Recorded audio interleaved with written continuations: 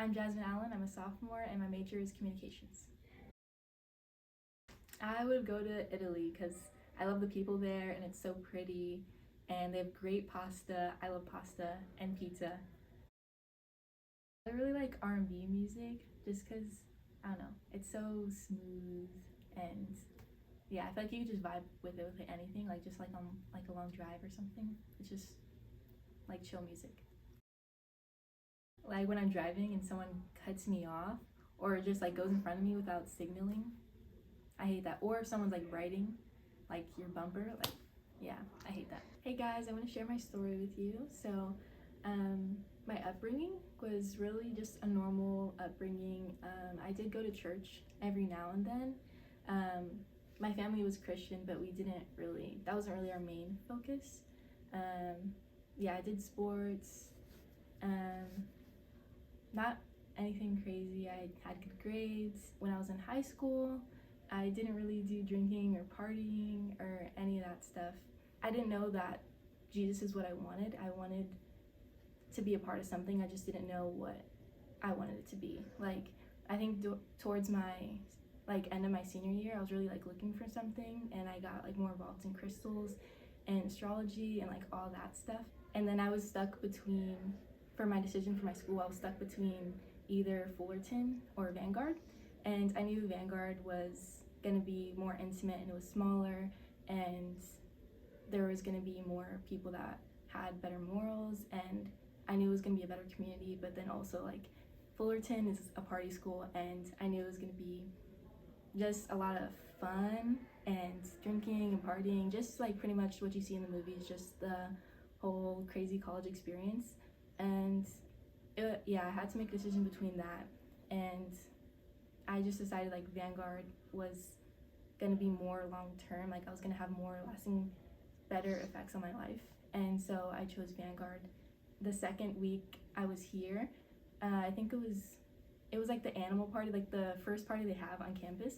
And I went to the party and then with like my roommates, and afterwards I was with these girls that I met at the party, and they were like, oh, like we're gonna go to like a party or something, we're gonna see if like they have a party like at some place or whatever. And so I went with them and I like said bye to my roommates, and we ended up not going to the party. I was like, okay, well I'm just gonna head back because they were just sitting in the dorm like not doing anything.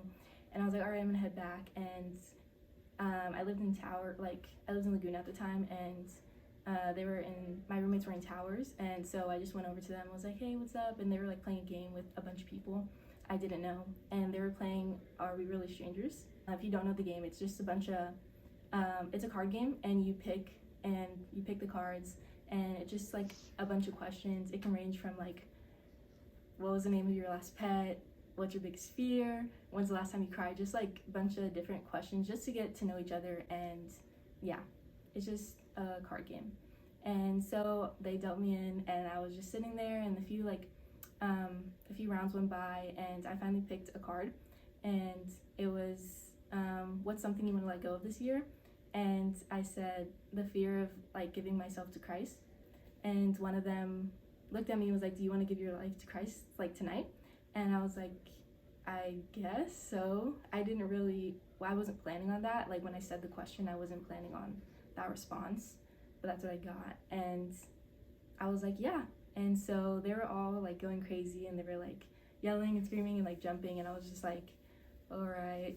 Like I didn't understand why it was so big. And so we ended up going to meet him, and also like my roommates were there, and then like all these people I didn't know were just like going crazy. And I was like, all right. And then we walked over to meet him, and they all like prayed over me.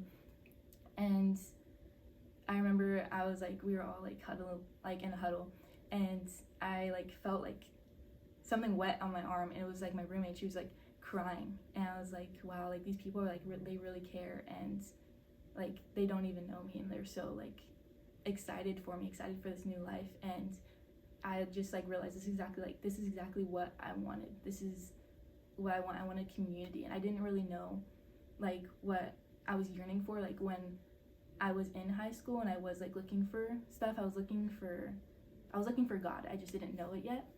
And like I finally realized like this is it, like this is what I want. Like I felt like love, I felt peace like in that moment.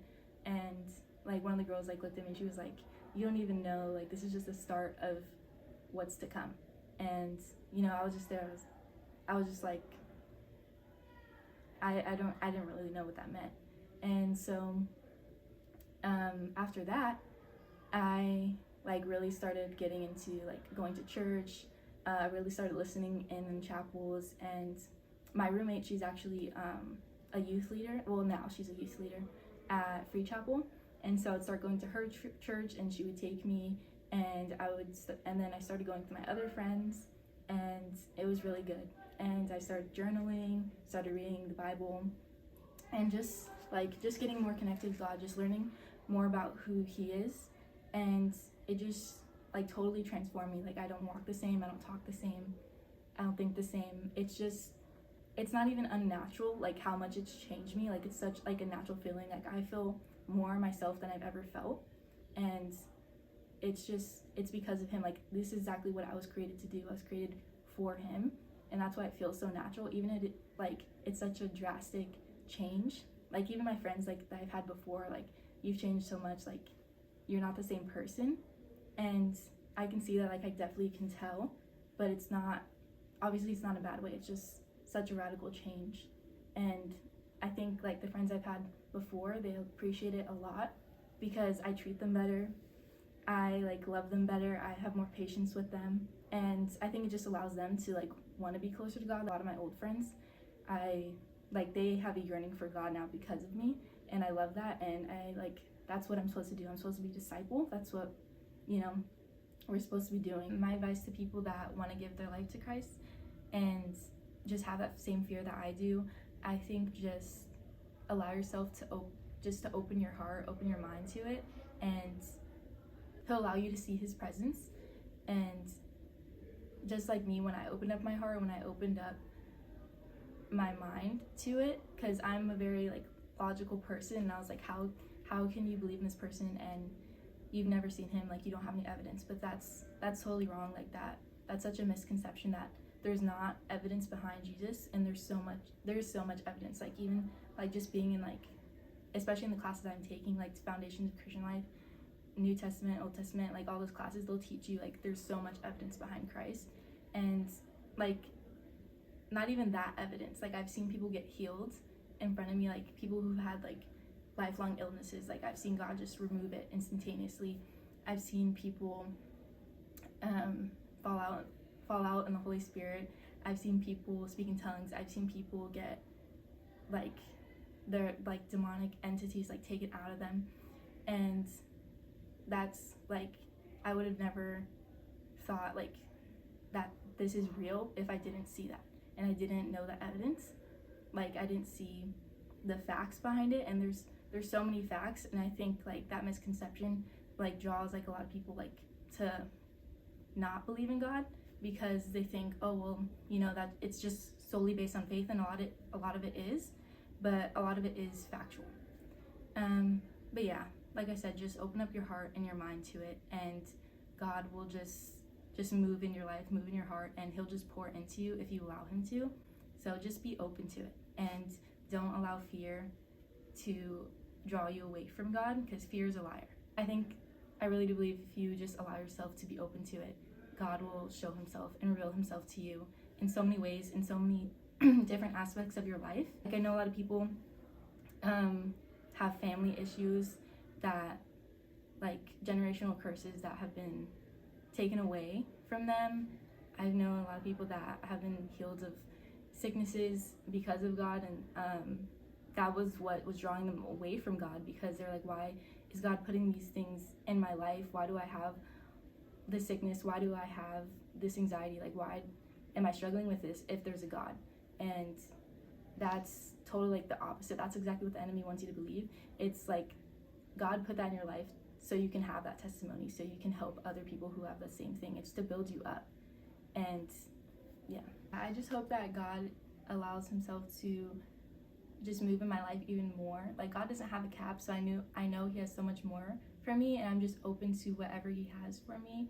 And I know that's partly discipleship. Obviously that's what we're called to do here. and just bring more people to Christ. So I'm super excited for that. But yeah, just whatever God has for me, I'm open to it. And yeah.